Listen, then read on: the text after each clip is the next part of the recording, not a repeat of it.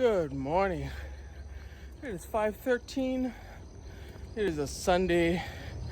Today is June 27th. 3 more days to the end of the month. Here we go, my friends. We're almost at the home stretch. We actually are on the home stretch.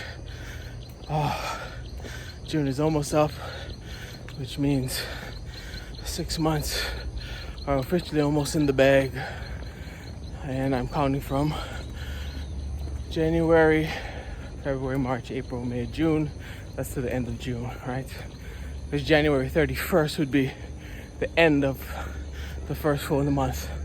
So here we are at the end of June, end of the full 6 months. And it's good. It's good to be here. Thank you for checking in with me. It's a little early this morning. I kind of beat the sun out there.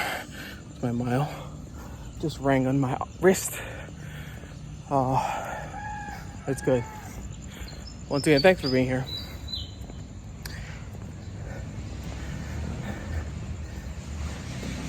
I've been proposed with a lot of ideas recently, and it comes after people ask me, hey, how you been doing? What kind of routine you got? And if they don't know who I am, or who I've become, I guess I should say, for the past few months, that really is a trigger question for me. And what kind of routine do you have get going? Oh man, I don't know if they're asking me out of curiosity. I guess they are if they're asking me. But that's a loaded question for me, right? So I got to be careful of how much information I divulge. Not because I don't want to, but it can become a little overwhelming. So then I had somebody ask me recently, what's your morning routine like? And so I played, I really dumb everything down. Like, yeah, I wake up early and I do some exercise in the morning, and I have a good routine that I do every single morning. It's a real basic answer like that. I was like, oh yeah, well, what kind of exercise do you do? And they're really trying to draw out more information, and which I'm very willing to give. So I'll go for a run in the morning for about a mile or so. I was like, oh yeah. And they keep asking questions, and so I keep divulging more information. But it's because they keep asking questions that I keep giving out information. Whereas somebody may be asking me that question just in passing, hey, what do you do in the mornings?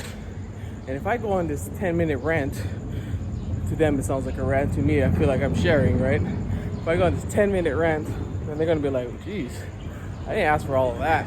In their minds, they're not gonna say it obviously, but in their minds, they're like, that's a lot. But I was talking to this person, and they had all these ideas, They had all these ideas. Oh, you should do this, and you should do that. And while I appreciate ideas,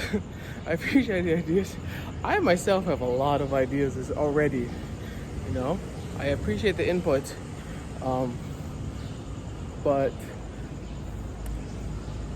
I need actionable, I don't need ideas, I need action. Does that make sense? I don't need ideas, I need action. And sometimes we hold ourselves back. We always think that we have to be original to make something creative process. I read something really interesting recently, and it's called the art of stealing. And basically it goes on to say that everything in the world, right? Everything in the world is unoriginal. It always had its source come from somewhere else. Basically means its inspiration always comes from somewhere else, something that preceded it. All the movies that we watch and we say, wow, isn't there anything like original nowadays on movies? It's like, well, no. All the movies that we're gonna see are all inspired by old ideas. Just slap a new face on it, Instead of Marlon Brando, you put Leonardo DiCaprio.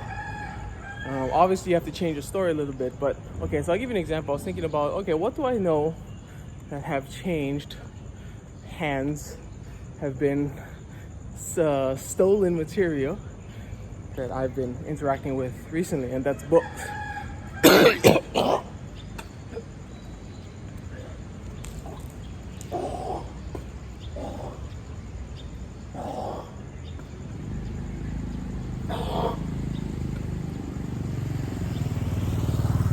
I just swallowed a bug. That was gross.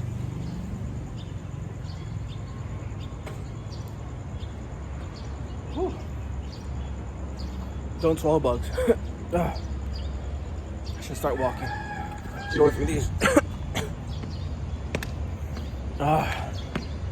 Whew, that was gross. Sorry about that, guys.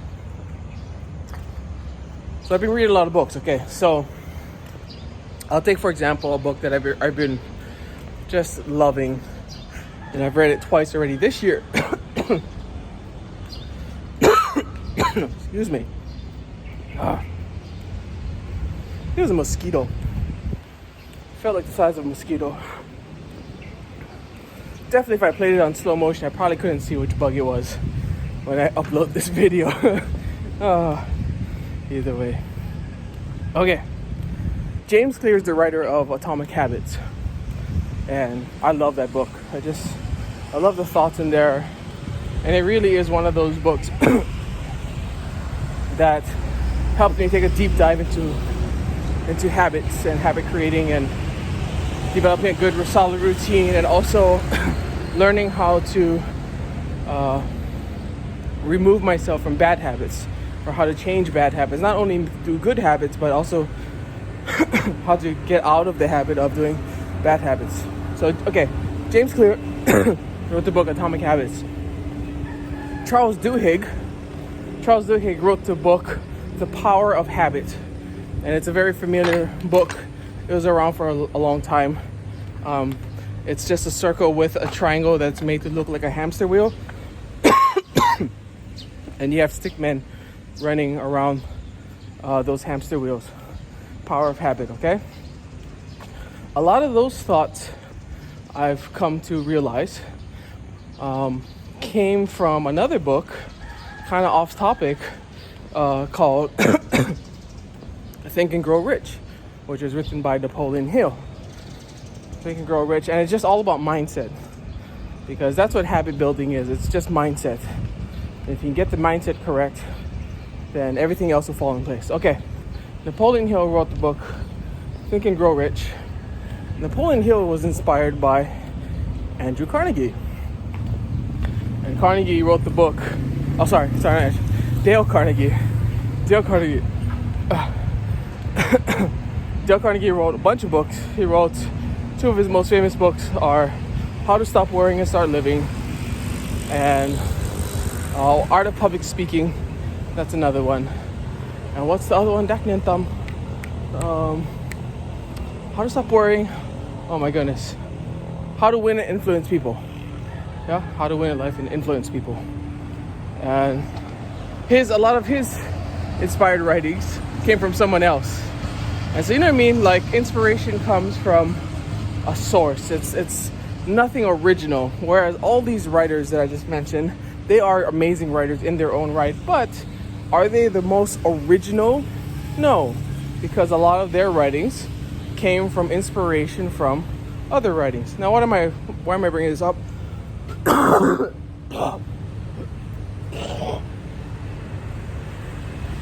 Man, still feel like I've got that mosquito in there.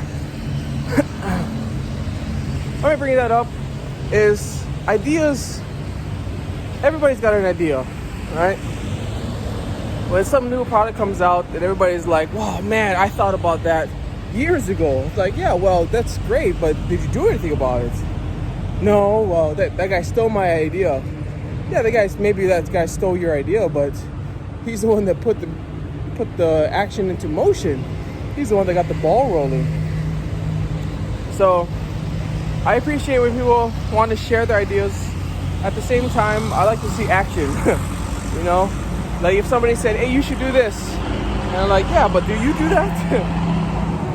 Then I'm like, no, but it's a good idea. Like, versus if somebody came to me and says, hey, I've been doing this for a year. I've really found this works. I tried this, and this, and that failed, and I didn't like it.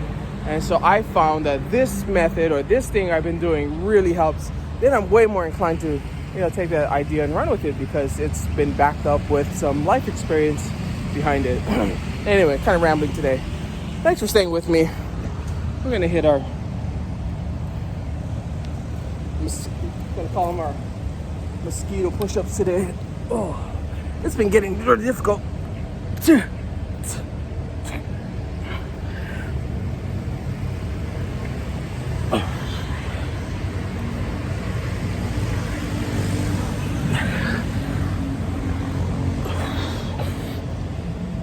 One, two, three, four.